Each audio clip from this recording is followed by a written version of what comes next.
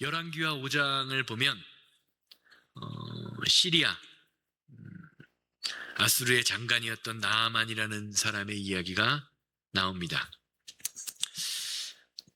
열왕기하 5장 1절은 이렇게 그에 관하여 설명하죠. 아람의 군대 장관 나아만은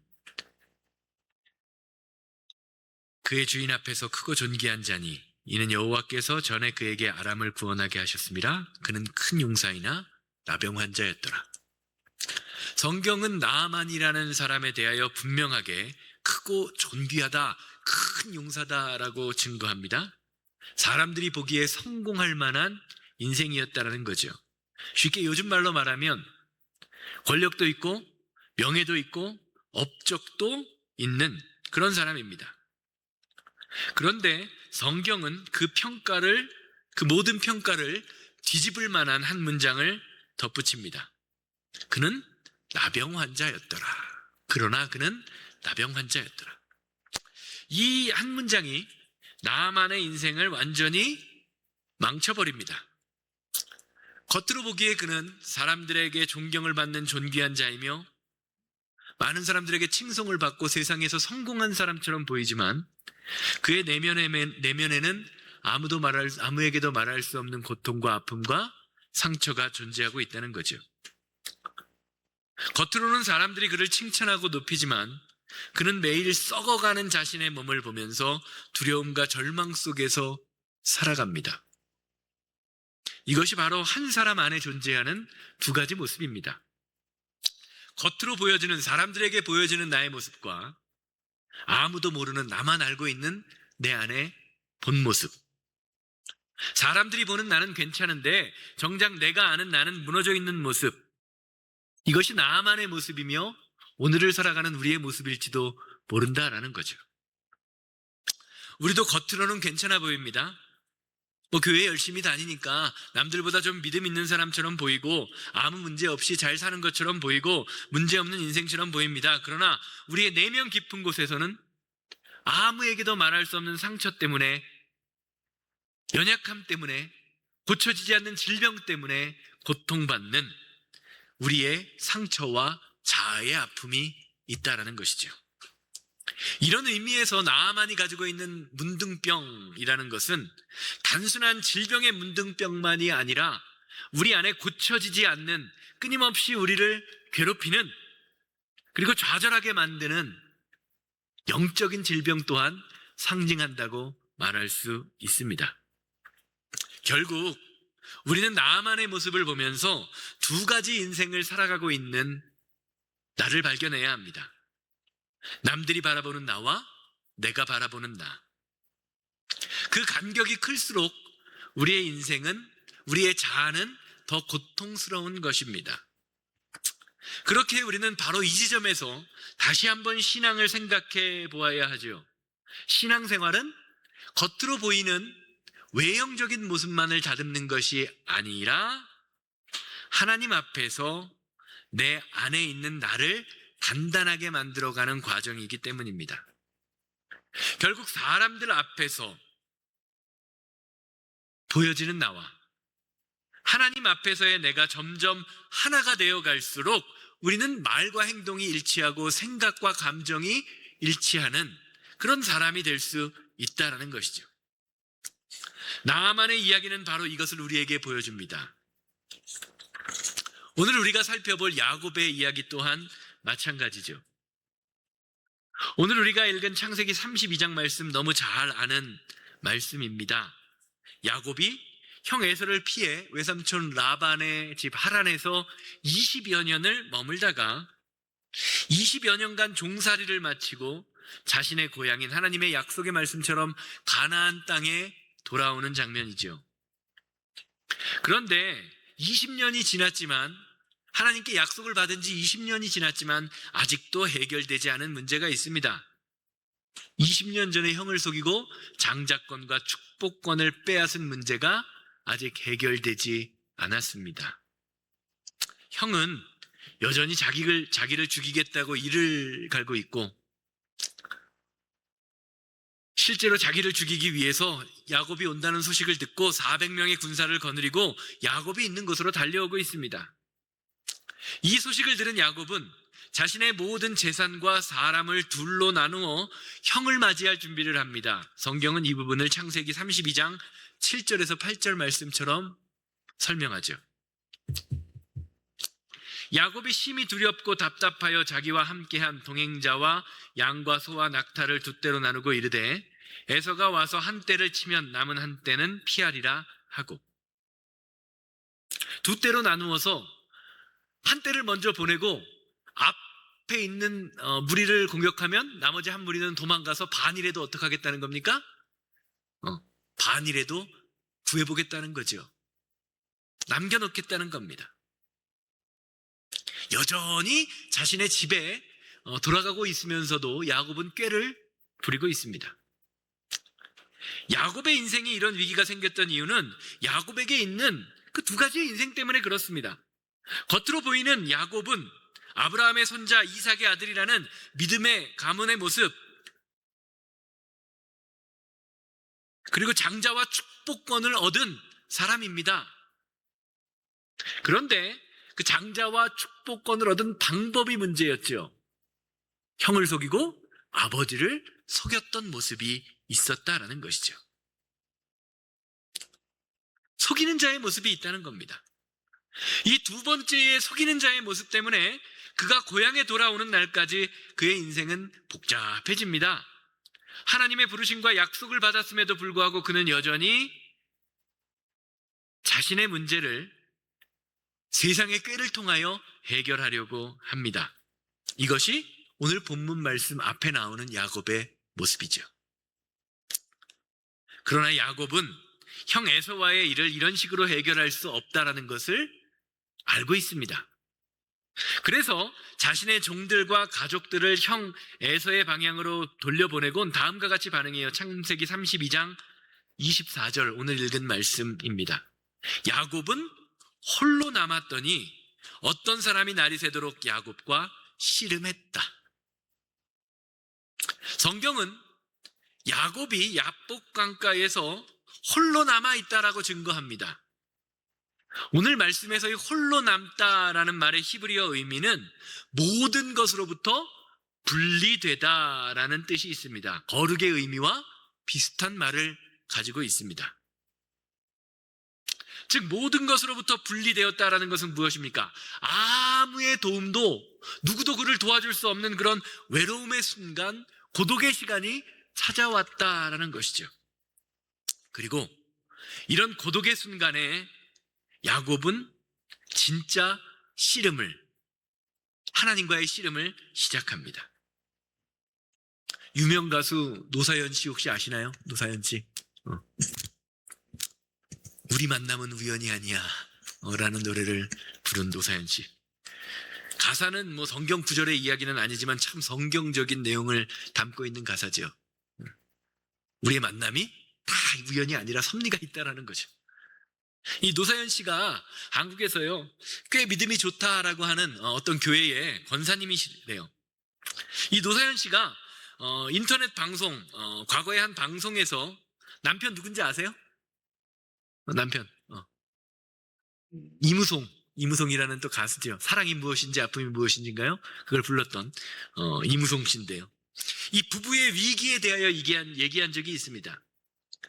예전에 결혼을 하고 한 20년쯤 됐는데 부부 사이에 도저히 참을 수 없는 한계가 찾아옵니다.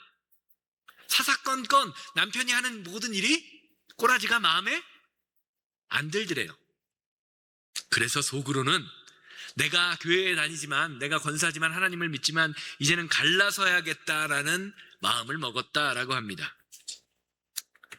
남편과 대화를 끊은 채 집안에서 며칠 동안 차가운 냉기만 흐르고 있습니다. 그런데 어느 날 새벽에 화장실에 가려고 잠을 자다가 일어났는데요, 이 노사연 씨가 소파에 웅크리고 자고 있는 남편을 보게 됩니다. 같이 밤에 모든 스케줄을 마치고, 남편이 스케줄을 마치고 집에 들어왔는데 방에 들어가면 부인이 깰까봐 침대에 들어가지 않고 소파에 웅크리고 자고 있었던 겁니다.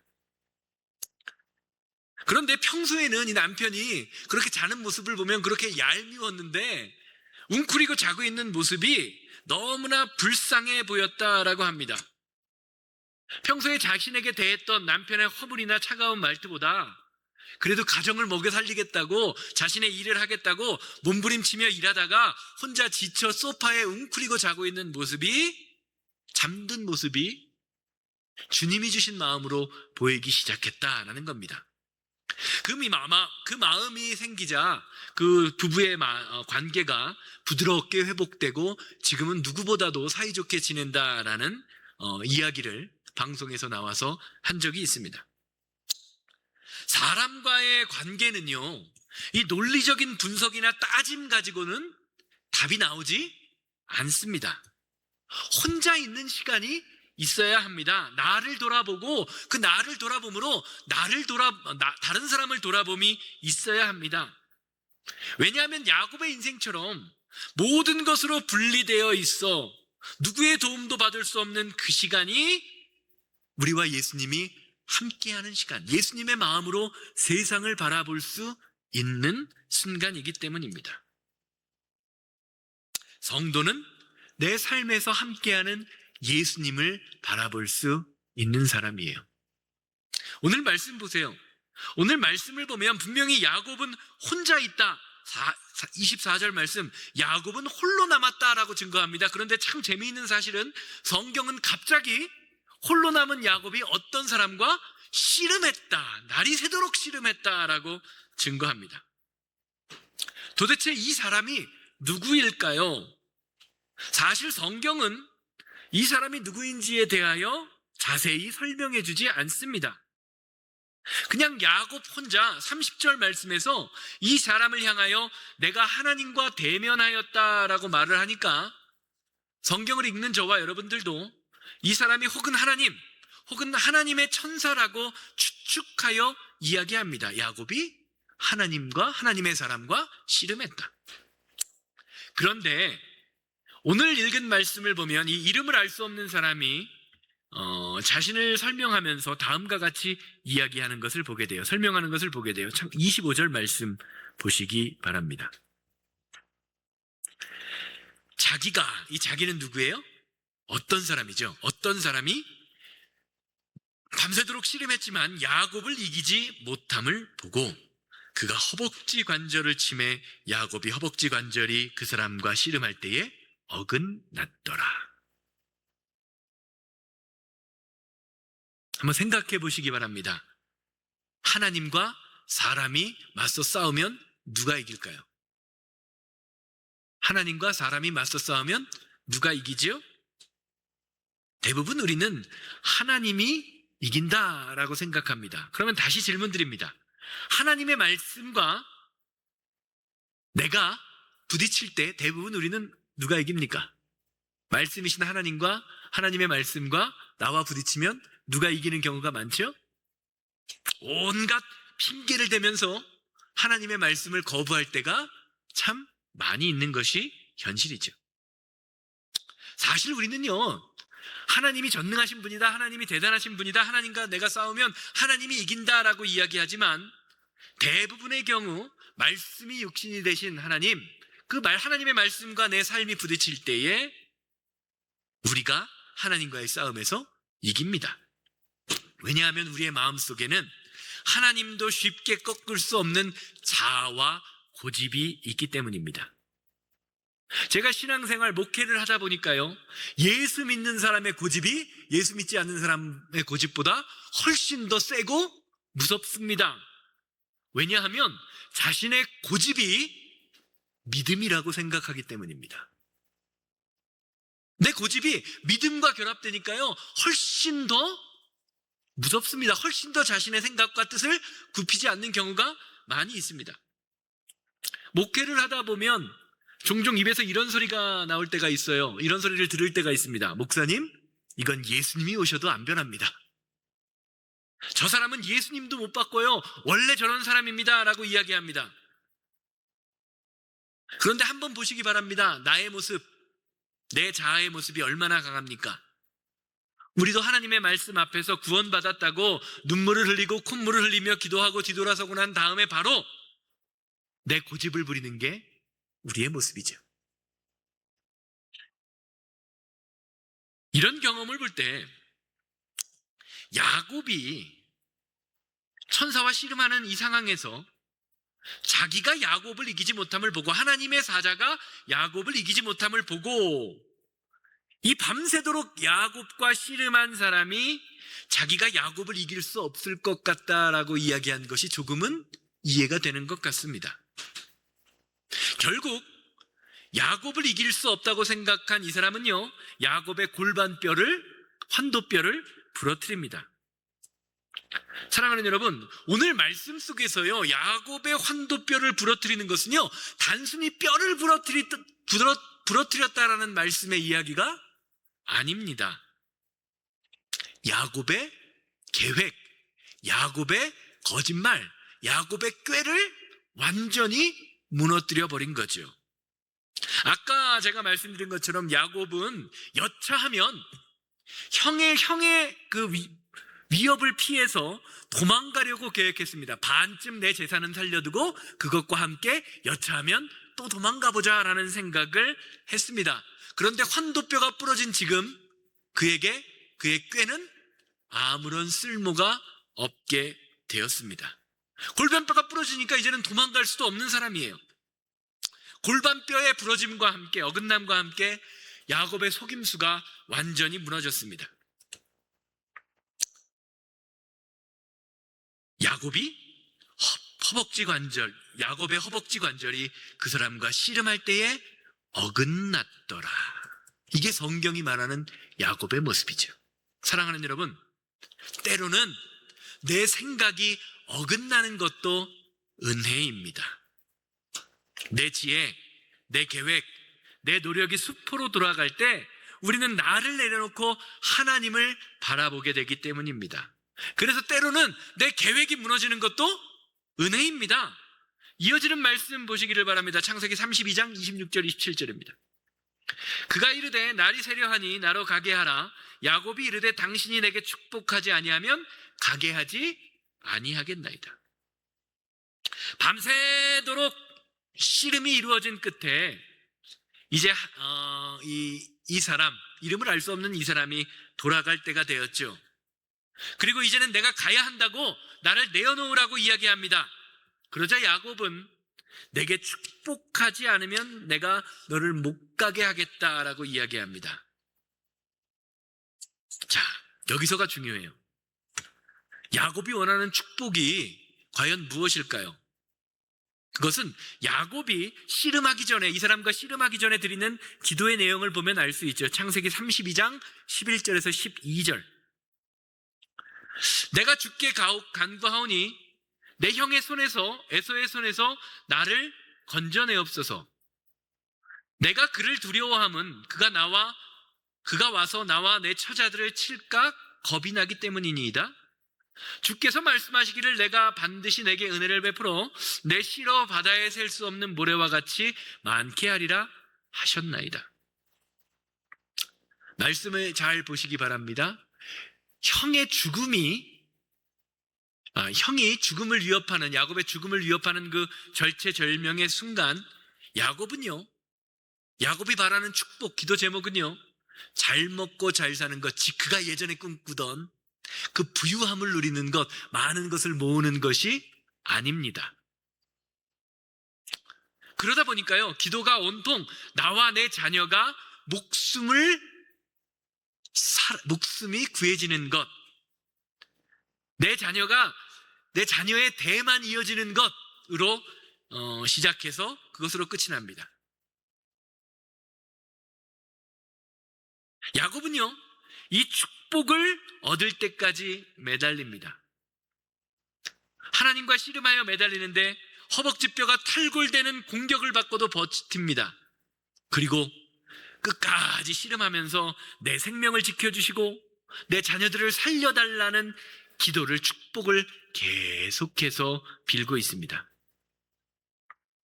그런데 성경을 보면 참 재미있는 장면이 나옵니다. 야곱은요, 하나님께 살려달라고, 목숨을 달라고, 가족을 구해달라고, 내 자녀들이 대를 이어야 한다고 기도하는 그런 축복을 비는 야곱에게 뜬금없이 이런 질문을 하십니다. 27절 말씀 보시기를 바랍니다.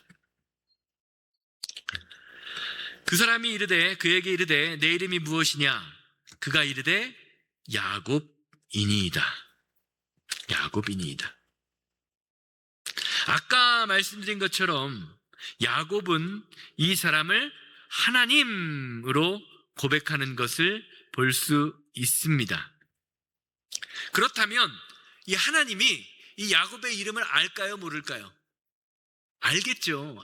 아는 것이 당연한 것 아닙니까? 그런데 이 사람은 야곱과의 씨름을 마치고 돌아가기 전에 야곱의 이름을 묻습니다.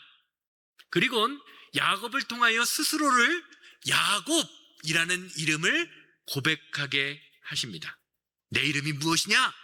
그가 이르되 야곱이니이다. 야곱이라는 이름의 뜻은요, 속이는 자, 남을 기만하는 자, 발 뒤꿈치를 잡는 자라는 뜻이 있습니다. 우리말로는 그냥 야곱입니다 그러면 별 감흥이 없는데 히브리어를 사용하는 사람은 나는 야곱입니다 라고 말하는 것은 무슨 말을 하는 거예요? 나는 남을 속이는 자입니다. 나는 남을 기만하며 넘어뜨리고 발 뒤꿈치를 잡아 그렇게 삶을 살아왔던 사람입니다 라는 것을 이야기하는 것과 똑같은 것입니다. 야곱이 나는 남을 속이는 인생입니다. 남을 넘어뜨리는 인생입니다. 평생을 남의 발 뒤꿈치만 잡아서 남을 못 가게 만드는 삶을 살았습니다 라는 그 고백을 할 때 과연 자신의 모습을 보면서 어떤 생각을 했을까요? 사랑하는 여러분, 나를 돌아볼 수 있는 것이 축복입니다. 오늘 말씀을 보세요. 야곱은 지금 자신에게 평안한 것, 내 목숨을 구걸하는 것, 그것이 자신의 삶의 목적이었던 야곱에게 도대체 너는 누구냐? 너는 어떤 사람이냐? 라고 물어보고 계신 것입니다. 왜요? 너를 돌아보라. 네가 누구인지 다시 한번 생각해보라 라는 것입니다. 사랑하는 여러분, 나를 돌아볼 때에 하나님의 축복이 일어나게 됩니다. 나를 돌아볼 때에 나에게 막혀있는 문제가, 어려움이, 해결의 빌마리가 풀리기 시작하는 것입니다. 그렇게 우리는 야곱의 인생, 창세기 32장 말씀을 보면서 너는 누구이냐라는 이 질문에 온전히 정직하게 믿음의 눈으로 나아갈 수 있는 믿음의 모습이 필요하다라는 겁니다. 사랑하는 여러분, 하나님께서 오늘 이 시간 여러분 삶에 나와서 도대체 너는 누구냐? 라고 물으신다면 여러분은 무엇이라고 대답하시겠습니까? 야곱을 보세요. 야곱의 이름의 뜻이 무엇이라고요? 남을 속이는 자, 남을 기만하는 자, 발 뒤꿈치를 잡아서 넘어뜨리는 자. 그 이름의 뜻이 그거예요. 그런데 하나님과 씨름한 이후에, 환도뼈가 부러지고 난 이후에, 어긋나고 난 이후에 그는 어떻게 되죠? 더 이상 남을 속일 수도, 남을 기만할 수도, 남을 넘어뜨릴 수도 없는 사람이 되었습니다.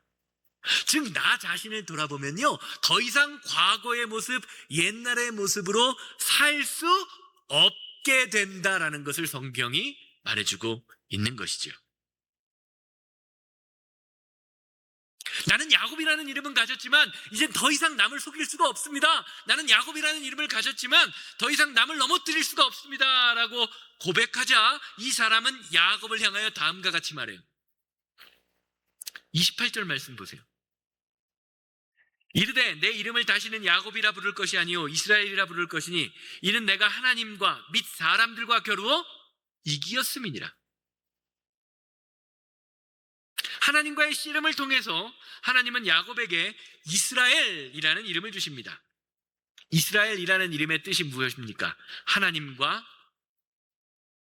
겨루어 이기었다라는 뜻입니다. 하나님과 겨루어 이기었다. 그런데 28절 말씀을 보면 참 흥미로운 말씀이 있어요. 28절 말씀을 보면 하나님과 또 뭐라고 이야기하고 있죠? 하나님과 및 사람들과도, 그렇죠? 하나님만 이긴 것이 아니라 누구도 이겼다고 이 사람이 고백하고 있죠? 사람과 겨루어 이겼다. 야곱을 보세요. 지금 야곱이 씨름하는 모습을 보시기 바랍니다. 야곱이 사람과 싸운 적이 있습니까? 없습니까? 없어요. 그냥 어떤 사람, 뭐 이게 성경에서는, 성경학자들은 실제로 천사와 싸운 것이다, 아니다, 뭐 이게 환상 중에 싸운 것이다, 말이 많은데요. 어쨌든 야곱은 그냥 어떤 사람, 그렇죠? 어떤 사람, 하나님, 그것을 자신이 고백하는 하나님과 맞서 싸웠다라고 고백해요. 이런 의미에서 하나님께 엎드려 열심히 기도했다라고 해석할 수도 있고요. 다양한 방면으로 해석할 수 있어요. 그런데 그 해석과는 별개로 이 사람이 떠나면서 하는 말은 무엇입니까? 사람과도 싸워 이겼다. 싸운 적이 없는데도 이미 이겼다고 선포하는 것입니다. 이 말의 뜻이 무엇입니까? 하나님을 만나서 하나님의 말씀으로 나 자신을 돌아보게 된 야곱에게 더 이상 사람에게 이기고 지는 것은 아무런 의미가 없는 사람이 되었다라고 성경은 증거하는 것입니다. 그래서 제가 지난주에 말씀드렸죠. 진짜 장자의 축복을 깨달은 야곱이 형 에서 앞에서 뭐라고 고백한다고요? 형 앞에 무릎 꿇어 절하고, 그렇죠? 형을 뭐라고 부르죠? 나의 주인이 되십니다 라고 고백하는 것입니다. 하나님의 말씀을 통하여 나의 본성, 인간된 나의 본성을 돌아보게 되니 더 이상 사람에게 이기고 지는 것은 인생에 아무런 의미가 없음을 깨닫게 되었다는 것이죠. 아까도 여쭈어보았지만 저와 여러분들이 하나님을 이길 수 있습니까? 없습니까? 늘 이기면서 살아갑니다. 우리의 자아가 살아있으면 우리는 살면서 하나님을 이기는 것처럼 행동합니다. 말씀을 무시하면서 말씀과는 상관없는 삶을 살게 됩니다. 그런데 하나님은 그게 정말로 하나님을 이긴 것이 아니다라고 야곱의 삶을 통해서 말씀해주고 계시는 것이죠. 진짜 하나님을 만나게 되면, 그래서 하나님의 말씀을 통해서 나를 돌아보는 사람이 되게 되면 더 이상 하나님과 겨루려고, 사람과 싸우려고 하지 않게 된다라는 것입니다. 그저 주님의 심정으로 나를 바라보며 나는 아무것도 할 수 없는 사람임을 고백하게 됩니다. 그저 사람을 향하여 무릎 꿇고 섬기며 그를 나보다 너와 나은 사람으로 섬기는 섬김의 모습이 드러나게 된다는 것이죠. 이렇게 주님의 말씀에 순종하며 나를 돌아보는 사람이 될 때에 하나님은 우리를 향해 하나님을 이긴 사람이다라고 인정해 주시는 것입니다.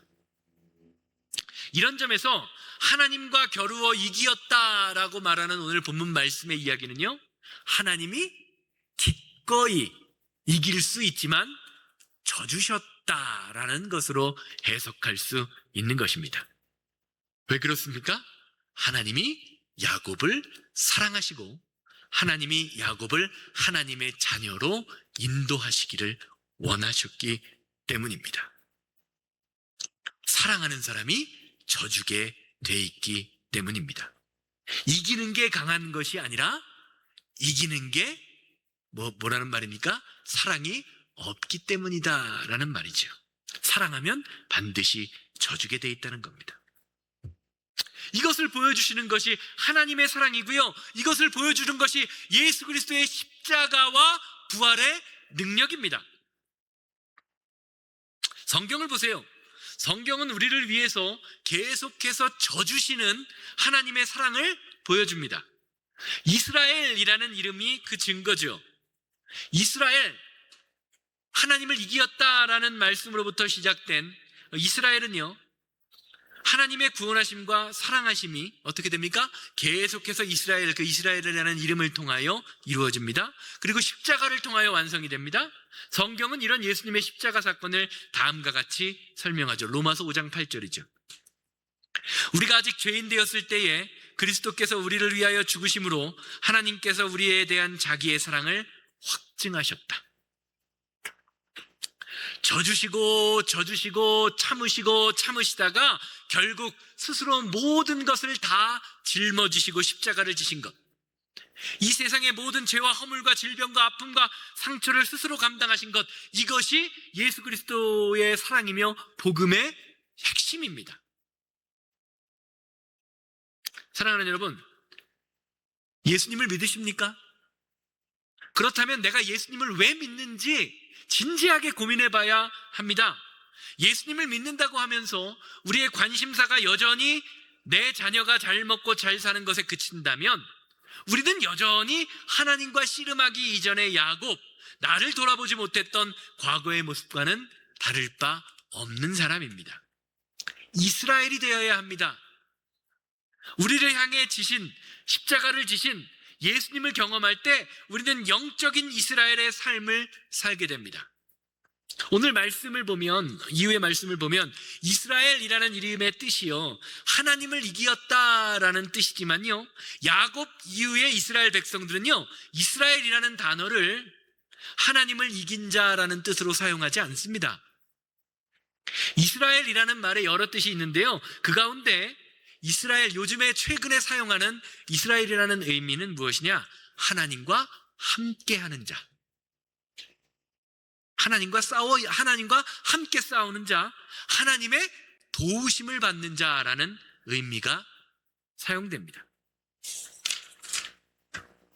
즉, 하나님과 씨름하여 하나님을 이겼다라고 인정받기 이전의 야곱은요, 속임수로 다른 사람을 넘어뜨리는 삶을 살았지만 하나님의 말씀으로 자신을 돌아보며 나의 거짓됨을, 나의 잘못됨을, 나의 약함을 돌아봤던 야곱은 이제부터는 스스로 자신을 속이는 인생, 남을 속이는 인생이 아니라 하나님과 함께 싸우며 하나님의 도움을 받는 사람이 되었다라는 것을 상징적으로 성경은 말해주고 있는 것입니다.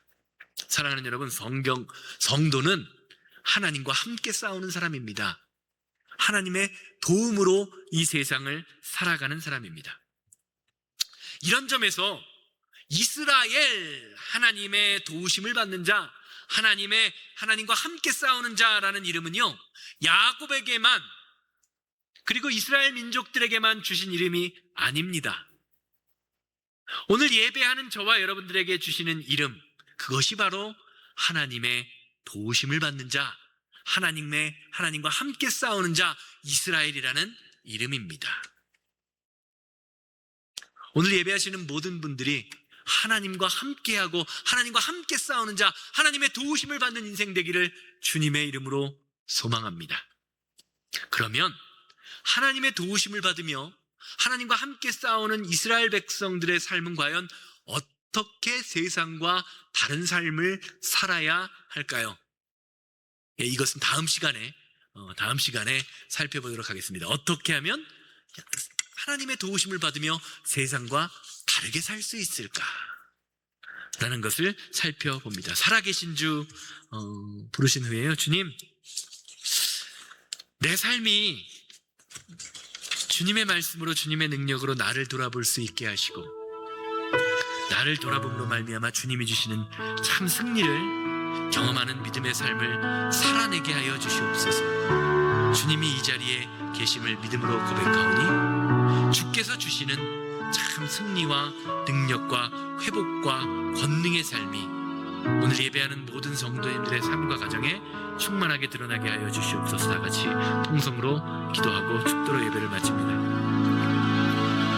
주 하나님, 독생자 예수, 날 위하여 오시었네. 내 모든 죄 다 사하시고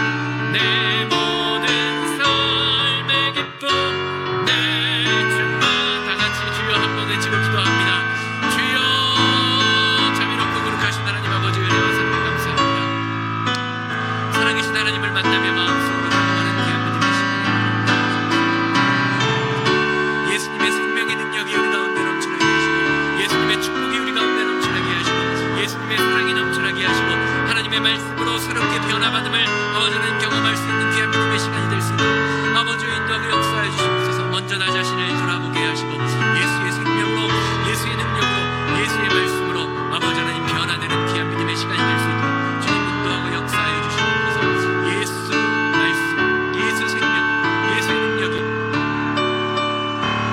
말씀 가운데 충만에 나타나게 하사 하나님 안에서 우리가 새 힘을 얻으며 말씀으로 새로워짐을 경험할 수 있는 귀한 은혜가 우리 가운데 날마다 일어날 수 있도록 주님 인도하여 주시고 하나님이 우리를 불러주셨음을 믿음으로 고백하게 하사 하나님의 뜻과 하나님의 생각과 하나님의 말씀을 통하여 새로움을 경험할 수 있는 귀한 믿음의 능력들이 오늘 예배하는 모든 성도님들의 마음속에 차고 넘치게 하여 주시옵소서. 주님이 우리를 불러주셨음을 믿음으로 고백하게 하사 예수께서 주시는 참 생명과 능력으로 아버지 하나님 말씀으로 거듭나는 귀한 은혜와 능력과 사랑과 축복이 우리 가운데 넘쳐날 수 있도록 주님 인도하고 역사하여 주시옵소서. 감사합니다. 아버지,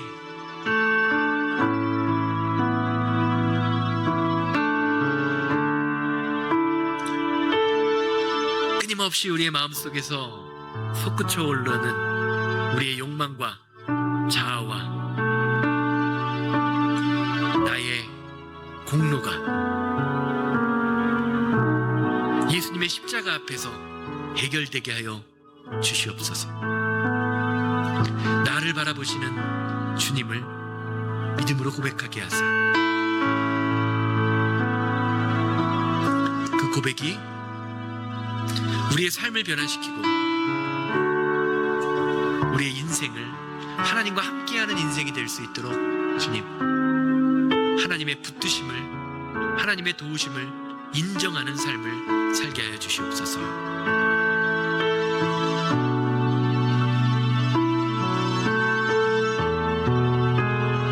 내 뜻과 내 계획과 내 생각이 무너지는 그 시점에 하나님의 가장 선하심이 있다라는 것을 믿음으로 고백하게 하사 예수의 충만이 우리 가운데 넘치게 하여 주시옵소서. 이제는 우리 주 예수 그리스도의 은혜와 아버지 하나님의 거룩하심과 성령님의 감화감동 역사하심이 예배를 마치고 삶의 자리로 돌아가 하나님의 뜻대로 살아가기 원하는 우리 성도님들의 삶과 가정과 사업장 만나는 모든 사람들 위해 이제로부터 영원토록 함께 있을지어다. 아멘.